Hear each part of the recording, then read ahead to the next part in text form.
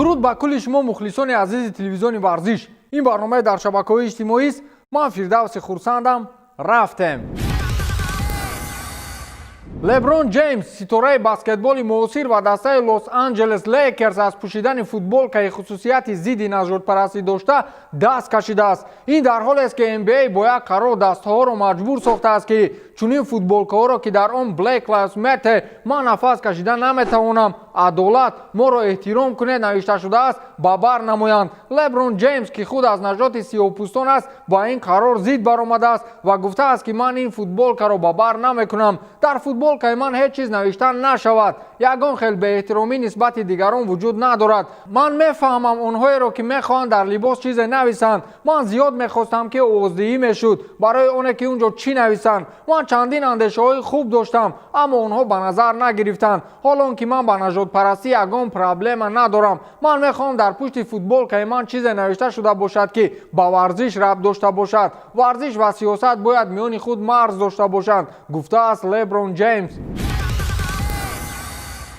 پسر میخائیل شوماخر داستان میک شوماخر در مسابقه گراند پری شتیری فرمولا 2 از سبب صدمه در داخل نقلیات از عهده حرکت نبرآمد و راه خود را سمت دیگر روانه ساخت. هیچ کس خواطر نشود. او در اینجا یگان آسیب ندیده است. تنها همین که وقتی راندن بالی در داخل آتش خاموش کنک اتومبیل کفید و او زود راه خود را عوض نموده است. او در این مسابقه مقام سوم را اشغال نمود. در آنجا میگویند که شاید میک شوماخر سالهای بعدی یکی از فاوریت های فرمولا 1 گردد.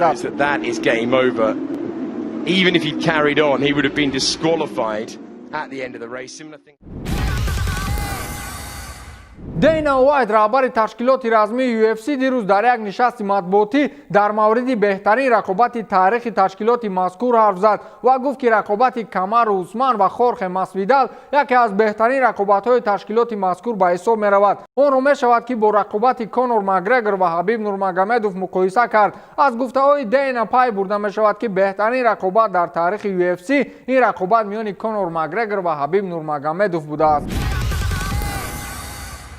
گری سخودو سابق چمپیون در وزن سبک تشکیلات رسمی UFC چمپیون نوی وزن سبک UFC را مورد انتقاد قرار داد. پیتر یان رزمگر روس که با شکست ژوزه آلدو برای اولین بار چمپیون UFC در وزن سبک گردید از جانب گری سخودو مورد تحقیر قرار گرفت. بعد غالب شدن در رقابت با آلدو سخودو نوشته است که من سرول تبریک میکنم ولی تو را کجا و چمپیونی کجا؟ افسوس که با من رقابت نمیکنی وگرنه تو توانی برداشت حداقل 2 راوند رو نداشتی. تو کارتوشکای بدروی هستی. این را حتی یان خودش نفهمید که برای چی او را تحقیر کردند. دیروز در نشست مطبوعاتی خود یان گفت که بگذار بگویند اون چی را که میخواهند. من با اونها اهمیت نمیدیم چون که حالا زمان من است. من میجنگم با هر کسی که پیشنهاد مینمایند. گفته است پیتر یان.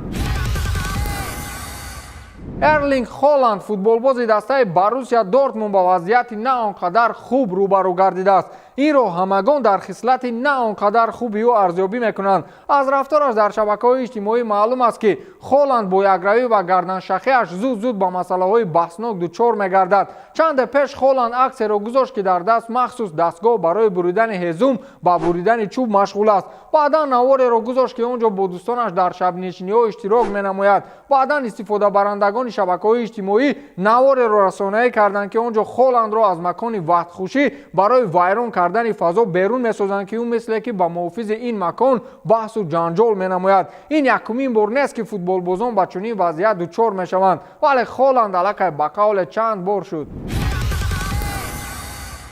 علی عبدالعزیز منیجر حبیب نورمگомедов در مورد آینده ورزشگر داغستانی حرف زد. گفته می شود که بعد مرگ پدر حبیب رسانه‌های اطلاعاتی در مورد آینده عقاب داغستانی خبرهای مختلف نشر می‌کردند. بعضی‌ها از جنبش کاریرای او خبر می‌دادند، بعضی‌هاشان از قطع رقابت با داستین گیج حرف می‌زدند. اینک علی عبدالعزیز نهایتاً اساس کار را شرح داد. او گفت که چندین رسانه‌های خبری روسی به من مراجعت می‌کردند که حبیب کاریرای خود را جنبش کرده است. این همش دروغ است. حالا حبیب عزا گرفته است و در حالت نه آنقدر خوب قرار دارد. بیایید دوستان او را نیز فهمیم. حالا پدرش را از دست داده است و خیلی غمگین است. کم انتظار شویم او حتما برمیگردد. گفته است علی عبدالعزیز منیجر حبیب نورمگomedov.